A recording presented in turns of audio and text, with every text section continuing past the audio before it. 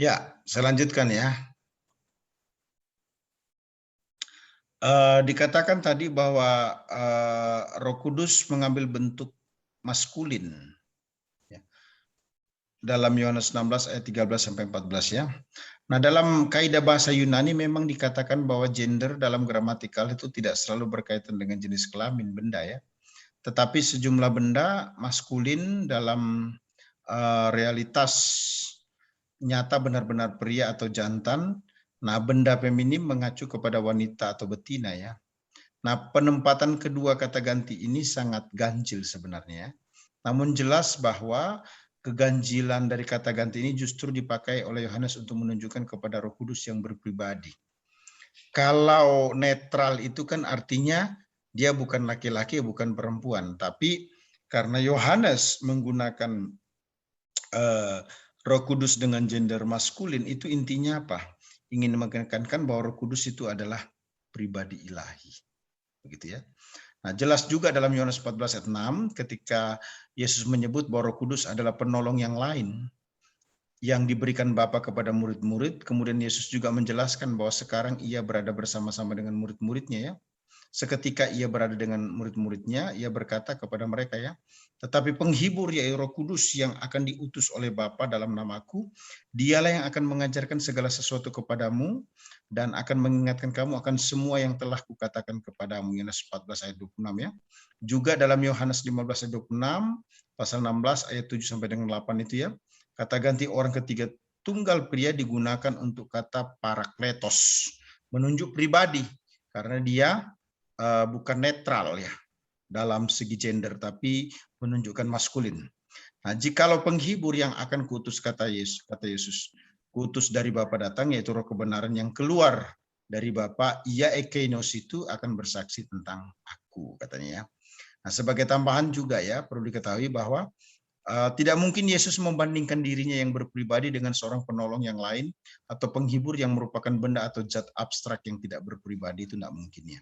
Justru dalam pernyataan Yesus itu ingin menyatakan bahwa Roh Kudus akan datang sebagai penolong yang lain, sepadan dengan dia dalam kepribadiannya yang adalah pribadi yang lain. Nah, dari semua kesaksian ini jelas ya, dan lengkap bukti yang menunjukkan bahwa Roh Kudus bukan hanya sekedar kuasa kebaikan dan kekuatan yang keluar dari Allah. Karena penyangkalan terhadap Roh Kudus adalah pribadi, seringkali menggantikan konsep bahwa dia hanya merupakan suatu penjelmaan dari kuasa, yang sangat mirip dengan pernyataan bahwa setan adalah suatu penjelmaan dari kejahatan. Makanya Roh Kudus adalah, kita katakan, pribadi. Jadi bukti Alkitabiah menunjukkan, kembali saya katakan jelas sekali bahwa bukti Alkitabiah menunjukkan bahwa Roh Kudus itu keberadaannya adalah roh pribadi yang setara dengan Bapa, Anak, dan Roh Kudus. Ya, terima kasih. Saya kira cukup presentasi saya. Selanjutnya saya serahkan kepada the best host kita untuk memandu kita dalam kaitan dengan Roh Kudus. Silakan Pak Pendeta Ronald Sumigar. Ya, baik, terima kasih Dr. Hanas atas materinya yang sudah disampaikan.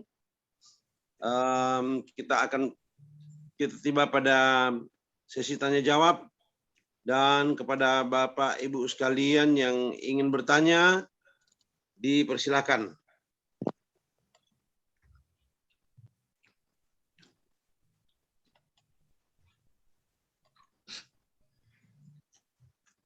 Ya, silakan teman-teman yang ingin bertanya atau ingin menambahkan terkait dengan sesi kita di awal nih, Roh Kudus ya.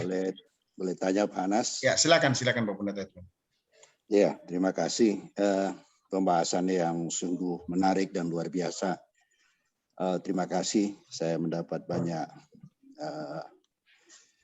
pembelajaran juga dari Pak Anas ini. Dan topik kita ini bicara soal Roh Kudus. Sudah secara panjang lebar dijelaskan tadi.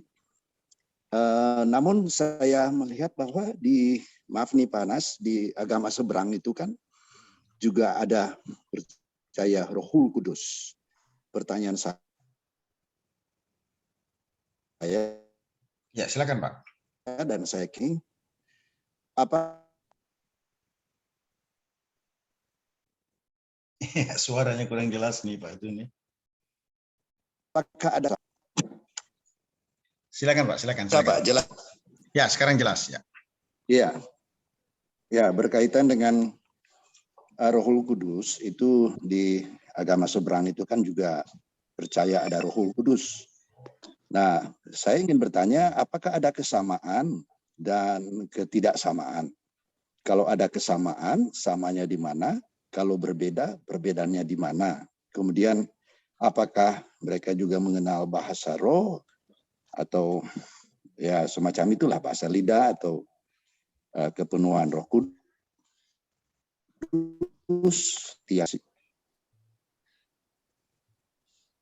Ya, terima kasih Pak Pendeta Edwin. Pemahaman saya sejauh ini, saudara-saudara kita di seberang meyakini bahwa rohullah, roh Allah istilahnya, kalau terjemahkan ke dalam bahasa Indonesia, rohullah itu adalah roh Allah, gitu ya. Roh Allah.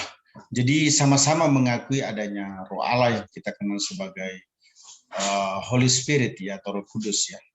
Hanya saja yang membedakan bahwa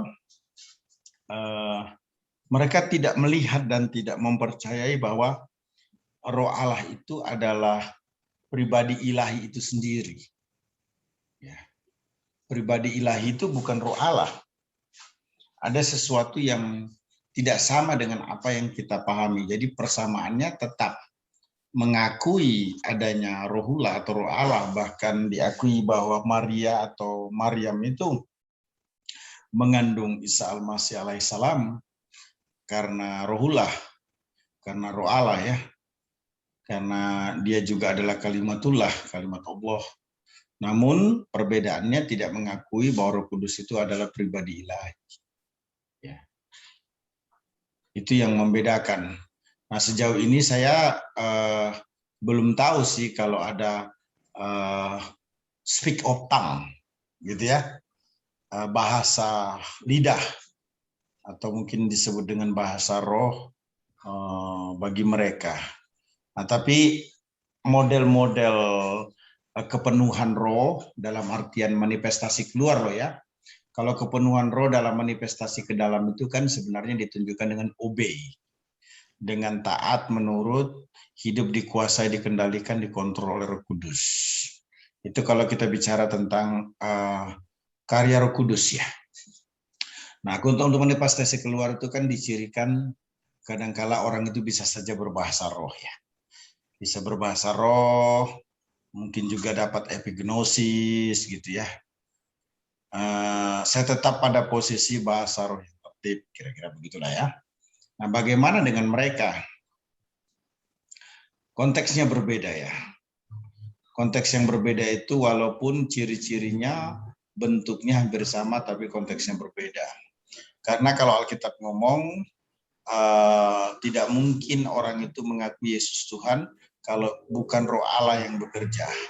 Dengan roh yang sama ketika orang itu mengakui Yesus Tuhan, tidak mungkin orang itu dengan roh yang sama tidak mengakui Yesus adalah Tuhan. Gitu. Jadi kepenuhan roh dalam konteks kekristenan itu disebabkan karena penyerahan total sebagai bentuk manifestasi ke dalam bentuk manifestasi keluar, dia mungkin saja mengalami hadirat Tuhan, zaman Tuhan, yang biasanya ditandai secara subjektif ya, dengan merinding, kemudian dengan air mata, rasa damai, rasa tenang, yang tidak bisa dijadikan patokan untuk semua orang ya. Bahkan juga orang itu akan menjadi efektif dalam pelayanan, orang itu akan menjadi pribadi yang berbeda karena karya kekuatan atau pekerjaan Roh Kudus yang dominan di dalam diri orang itu. Nah, saya kira begitu Pak Pendeta Edwin. Terima kasih. Terima kasih Pak Anas, terima kasih. Terima kasih. Ya, yang lain disilakan, waktu masih tersedia 20 menit, dipersilakan. Ya, silakan teman-teman. Tidak harus bertanya saya kira ya. Kalau mau ada tambahan silakan.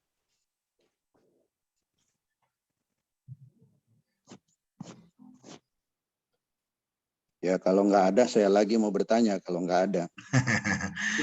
Silakan Pak Edwin, silakan Pak Edwin. Iya. Ya, tadi penjelasan Pak Anas ini mengenai Roh Kudus itu kan disebutkan sebagai suatu pribadi ilahi gitu ya. Iya. Jadi dia tidak berbeda, tetapi tadi dikatakan bahwa dia, nah, karena dia itu berarti Allah, gitu ya. Jadi berarti dapat disimpulkan bahwa Roh Kudus adalah Allah. Iya. Nah, kalau demikian, bagaimana kalau waktu yang lalu Pak Anas mengajarkan bahwa Yesus itu bukan Allah. Nah, kalau Yesus bukan Allah, Roh Kudus itu adalah Allah, maka apakah Roh Kudus statusnya lebih tinggi daripada Yesus? Mohon pencerahan, Pak. Iya, bagus. Bagus ya, menarik ya. Bukan mungkin saya salah berkata atau Pak Edwin yang salah mendengar, salah memahami. Yesus itu adalah Allah. Dia bukan tidak disebut bukan Allah. Yesus adalah Allah. Yang saya katakan adalah berulang-ulang, Yesus bukan Roh Kudus, Yesus bukan Bapa. Bapa bukan Yesus, Bapa bukan Roh Kudus. Roh Kudus bukan Bapa, Roh Kudus bukan Yesus. Mungkin begitu ya. Iya. Berarti saya salah tangkap, saya salah ucap. It's okay. Ya. Nah, terus yang kedua, mereka pribadi yang different, yang berbeda. Nah, yang saya mau sampaikan dalam kesempatan ini sebenarnya kenapa kok kita mengatakan bahwa Yesus itu adalah manusia 100%, Allah 100% ya. Begini, di dalam diri Yesus itu keilahian Allah tetap ada, yang disebut dengan kenosis. Perhatikan, teori kenosis ini kan menjelaskan membuat dirinya tidak bereputasi. Ya, he made, membuat himself, ya, dirinya sendiri, ya, empty, menjadi kosong, begitu ya. Menjadi kosong. Kosong itu kalau diterjemahkan ke dalam bahasa Indonesia itu kan susah. Kosong apanya? Apa Yesus punya perut enggak ada isinya sehingga kosong? Bukan. Kosong di situ artinya tidak bereputasi. Nah, kalau bilang tidak bereputasi, negatif lagi tuh bahasa Indonesianya. Berarti enggak ada kewibawaan, yang enggak ada kehormatannya. Bukan begitu. Makanya saya menerjemahkan mengosongkan diri atau kenosis itu dalam bahasa teologi itu baik sebenarnya. Yesus Kristus membatasi manifestasi ilahi. Yang manifestasi ilahi itu bisa diartikan sebagai kemampuan untuk menyatakan diri yang penuh kuasa, penuh daulat. Tapi itu dibatasi, bukan tidak ada, tapi dibatasi gitu loh. Karena Yesus itu tetap Allah. Ya, Allah 100% dan manusia 100%. Begitu ceritanya. Nah, yang saya mau sampaikan dalam kesempatan ini adalah sangat berbahaya sekali ketika kita mencoba untuk menyatakan bahwa Yesus itulah Roh Kudus. Yesus itulah Bapa. Mengapa? Kalau itu menjadi satu, ya saya bicara dari kerendahan hati ya, tidak bermaksud menyinggung sahabat teman-teman yang lain ya. Yesus itu pernah mati. Nah, kalau Yesus pernah mati, di dalamnya ada Bapa dan Roh Kudus, berarti dunia ini pernah kehilangan kuasa, pernah kehilangan kendali. Nah, itu artinya Tuhannya Alkitab, Tuhannya orang Kristen itu tidak powerful, yang menguasai, mengendalikan, mengontrol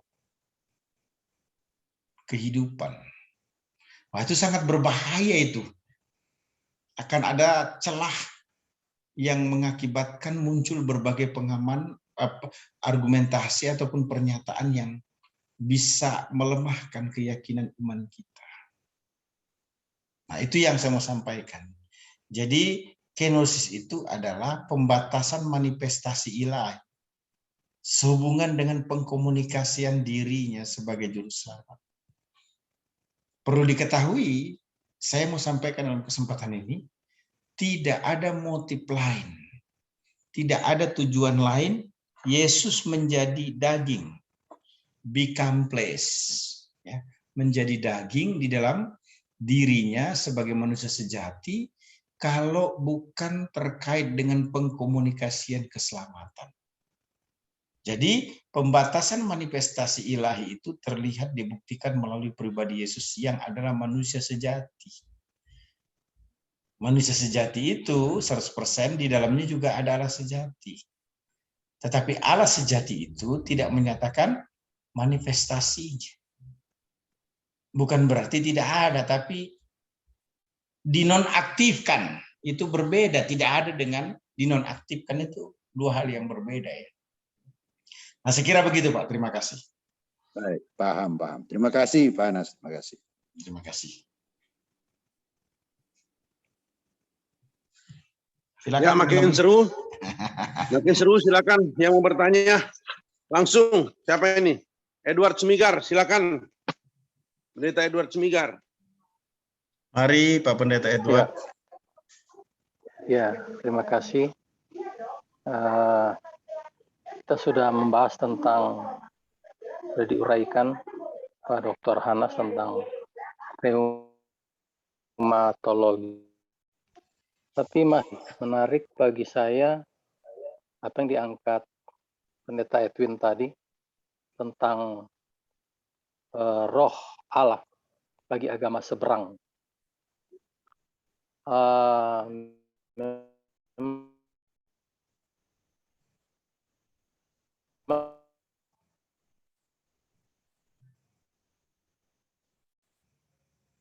Iya, tidak dapat dengar, karena Pak Ujang ini kan. Memang.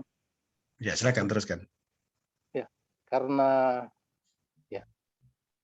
ini perbedaan agama, maka menjadi tanggung jawab kita umat Kristen, bagaimana kita mampu menjelaskan Trinitas ini bagi agama seberang. Karena bagaimanapun agama seberang itu mereka punya istilah yang sangat kuat, yaitu tiada Tuhan selain Allah.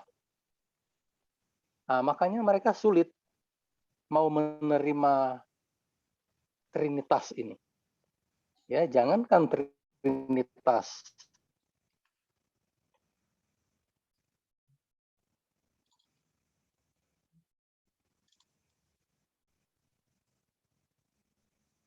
Dian, Kudus dan Anak ini bagi mereka inilah.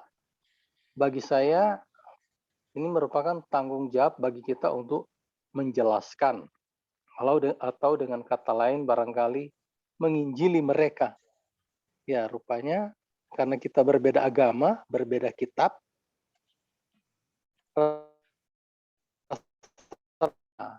jadi inilah yang bagi saya harus menjadi tanggung jawab kita untuk istilahnya penginjilan bagi umat seberang. Ya, terima kasih. Ya, sepakat Pak, bahwa penting sekali buat kita semua untuk tetap dalam panggilan yang mulia ini, ya, yaitu menyatakan good news, ya, kabar baik only in Jesus Christ. Ya. Jadi hanya di dalam Yesus Kristus you have go to heaven, ya. Kamu bisa pergi ke surga, kamu mempunyai hidup yang kekal, ya. Tapi lagi-lagi kita juga jangan lupa harus menghargai, harus menghormati yang namanya toleransi antara umat beragama. Mengapa saya katakan ini menjadi penting? Ya. Karena kita tidak boleh memaksakan orang untuk menjadi Kristen, itu tidak boleh. Mengabarkan gospel, mengabarkan tentang Yesus Juru Selamat, it's good, ya, tidak ada yang salah dengan itu. Tapi ketika melakukan kristenisasi itu sangat tidak boleh. Nah, bagaimana model atau cara untuk menyatakan itu dibutuhkan semangat ataupun juga komitmen yang kuat, ya, sehingga bisa mengabarkan kabar baik itu. Nah, saya ingin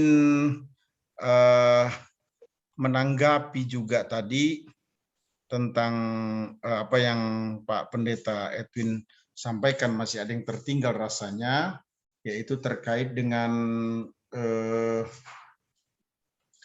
apakah ada yang lebih rendah atau yang lebih tinggi. Tidak ada ya. Itu sama. Mereka itu sederajat, sehakikat, walaupun berbeda.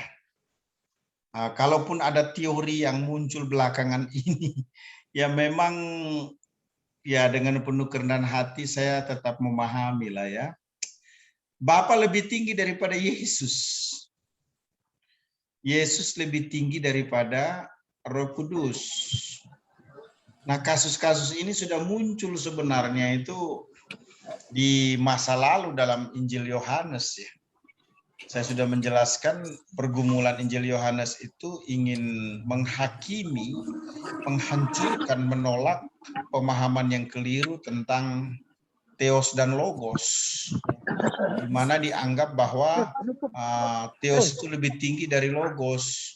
Bukan, Theos dan Logos itu sejajar. Theos itu juga adalah Logos.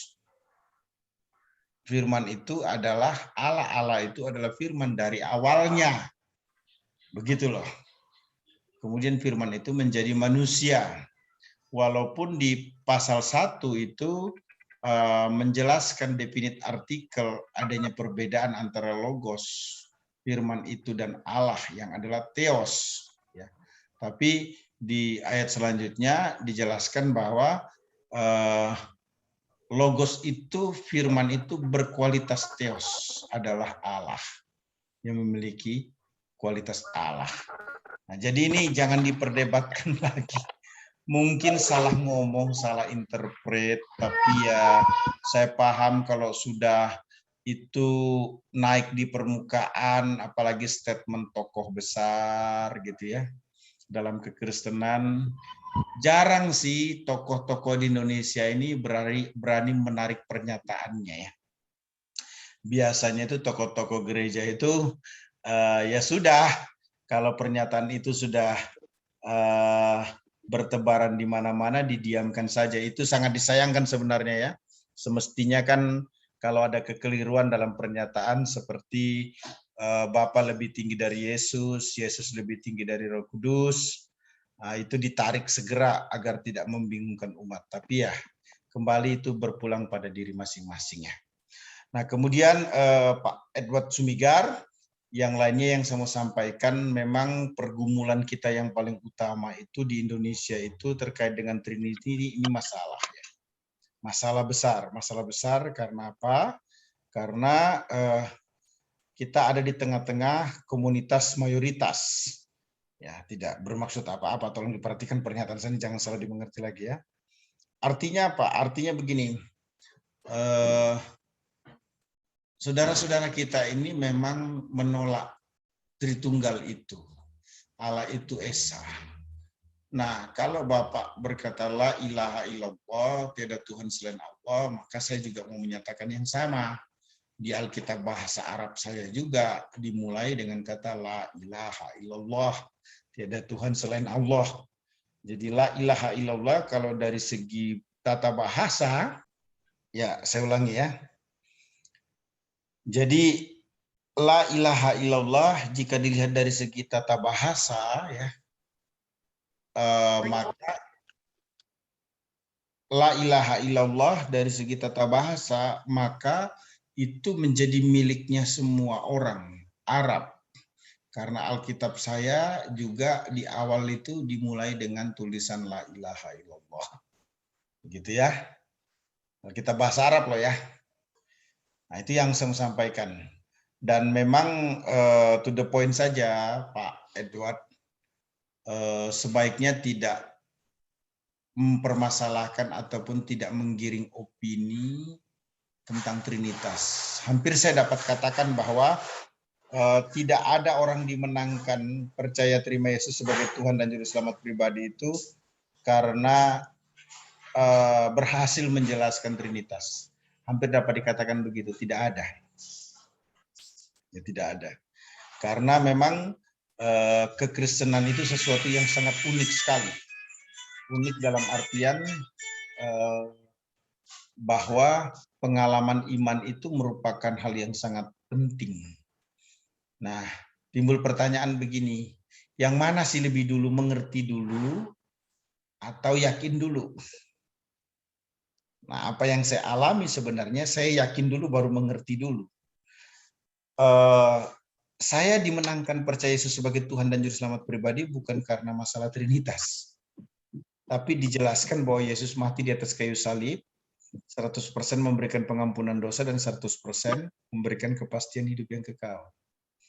Nah, setelah saya dalam perjalanan iman itu semakin lama beriman kepada Tuhan, saya baru mendengar permasalahan tentang Trinitas itu sesuatu yang diperdebatkan juga dalam kekristenan ternyata ya.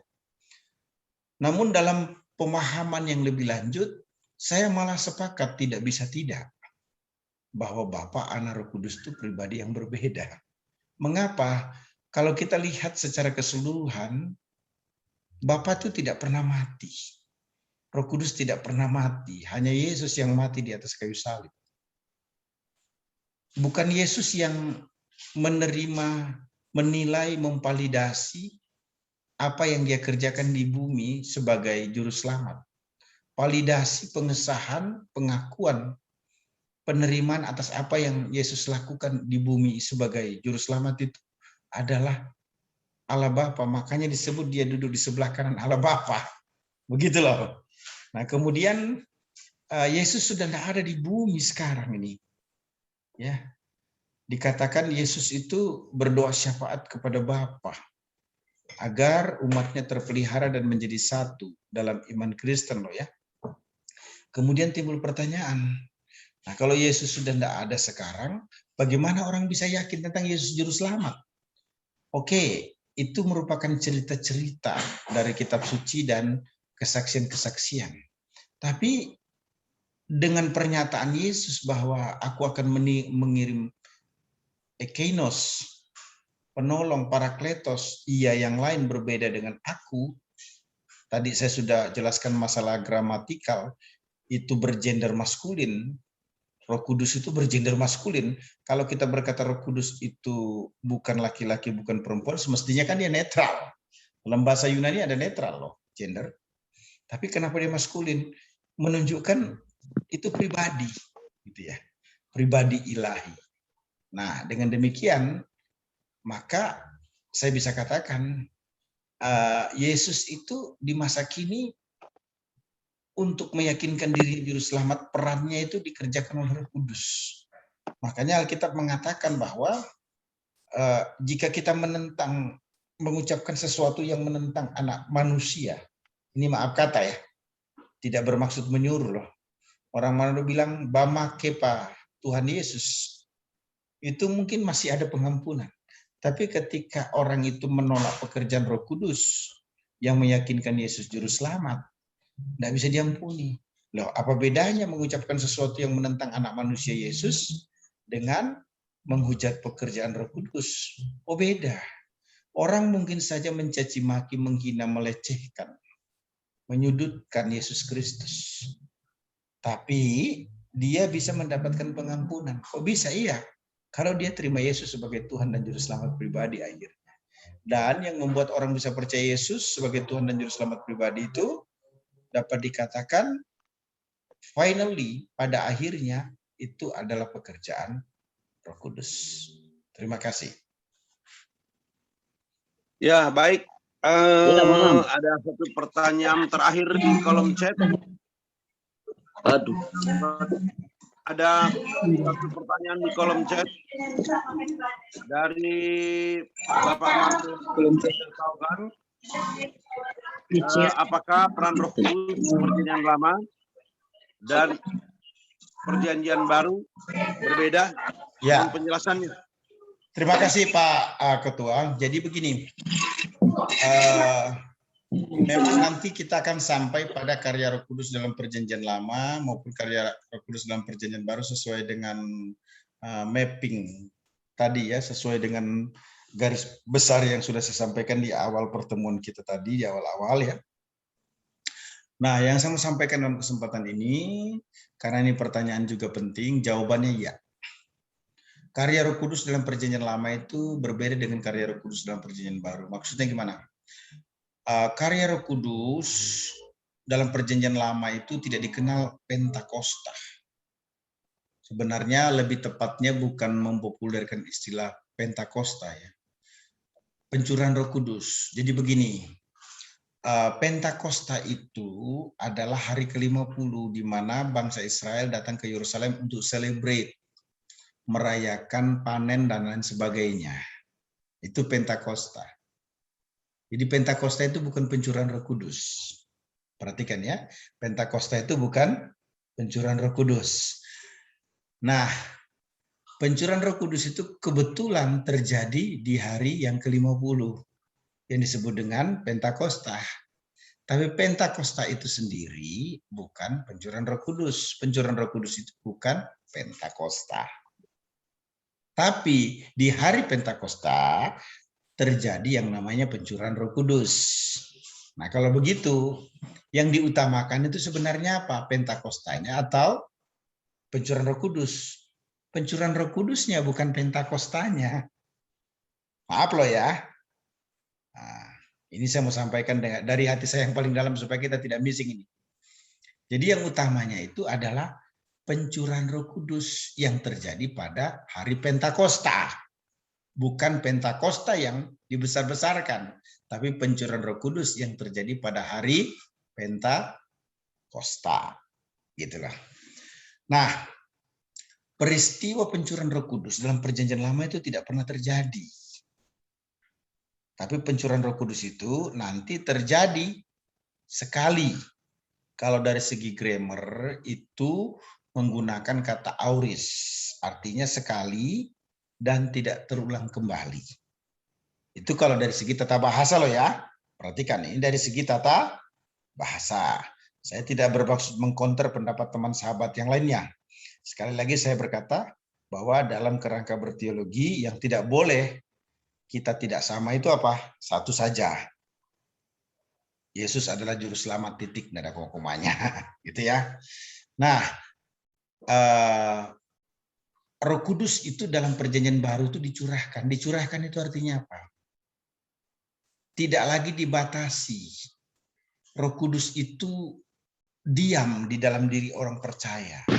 Dan itu hanya terjadi setelah peristiwa Pentakosta.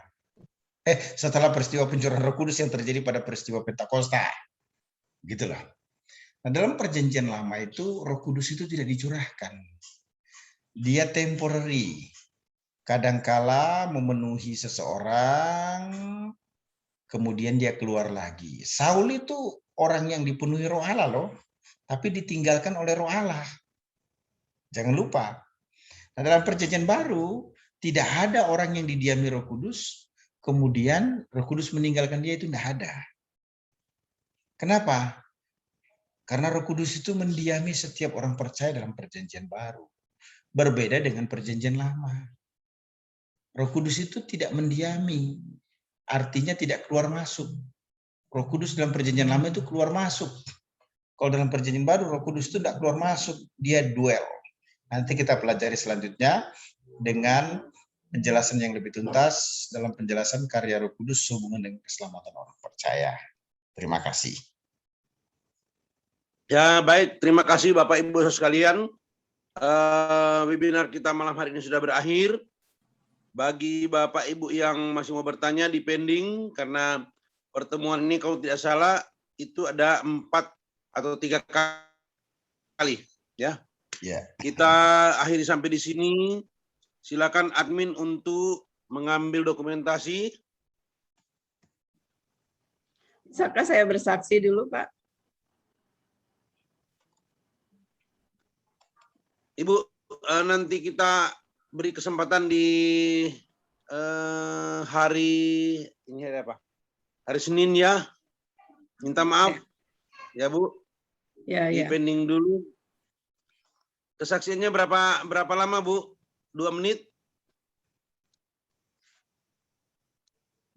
Tidak kedengaran Mbak. Ya, tidak nyampe Pak, hanya sedikit aja sih. Oke, saya berikan kesempatan. Silakan. Ya. Ambil dokumentasinya. Ya, saya hanya ingin tadi menyambung Pak Edward ya, yang menanyakan agama seberang. Maaf, saya punya pengalaman iman kepada Yesus. Saya dari seberang, dan di sana memang tidak diajarkan tentang bahasa roh, dan juga tidak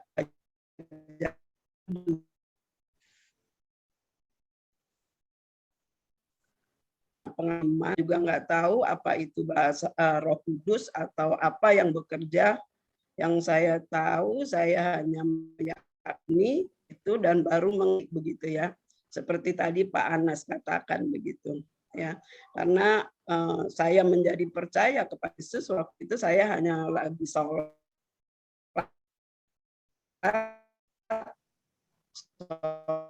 mengatakan asyhadu alla ilallah, asyhadu ya Muhammad. Di situ ada suara, saya juga nggak begitu paham begitu, suara mengatakan kamu ke gereja, di sana ada damai.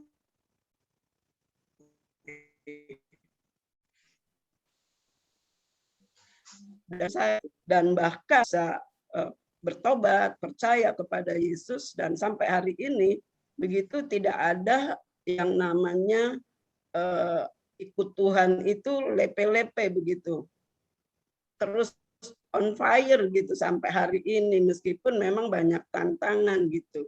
Bahkan berkali-kali saya didatangi atau ya ketemu dengan orang-orang teman saya, baik itu yang ada yang ustuh, bahkan ada pengulu juga meminta saya untuk saya balik lagi menjadi Kristen, menjadi Islam ya.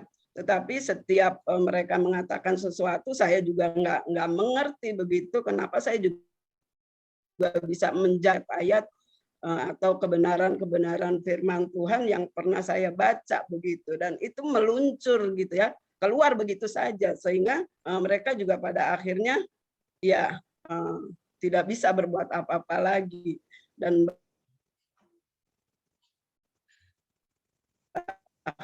bahkan dengan anak IAIN, saya diminta untuk menjelaskan Trinitas ini. Saya tidak bisa, saya nggak tahu. Yang saya tahu waktu itu saya merasakan seperti itu.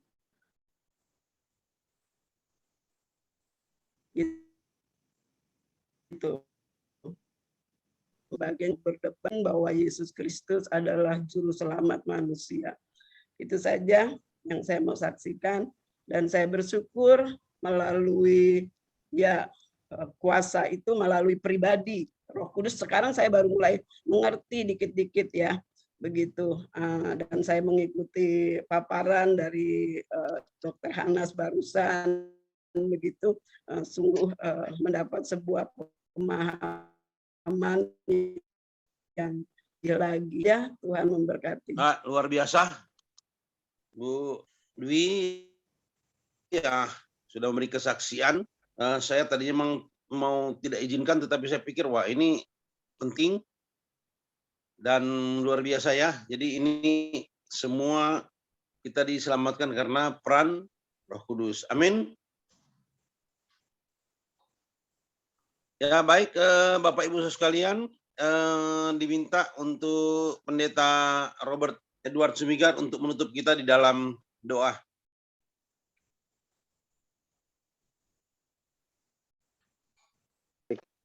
Segala puji dan syukur bagimu Bapa.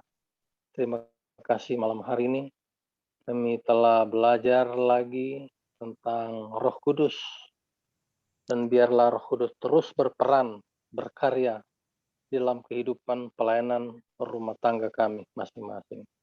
Terima kasih untuk Bapak Pendeta Hanas yang sudah menyampaikan materi ini, tetap diberi kekuatan dan kesehatan, dan semua sharing yang kami lakukan malam hari ini.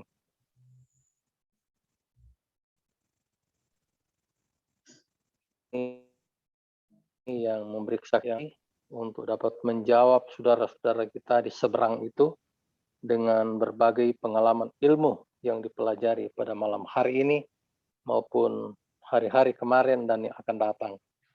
Tuhan kiranya menolong dan kiranya kita semua diberi kesehatan dan kekuatan sehingga kita bisa bertemu lagi pada pertemuan di hari Senin yang akan datang. Tuhan menolong dan menjaga kami di sepanjang malam ini dengan damai dan sejahtera daripada Tuhan sehingga diberkati semua tindak kerja kami di hari esok. Terima kasih Tuhan, inilah doa syukur kami malam hari ini. Kami bawa doa ini hanya di dalam nama Yesus, Tuhan Juru Selamat kami. Haleluya. Amin.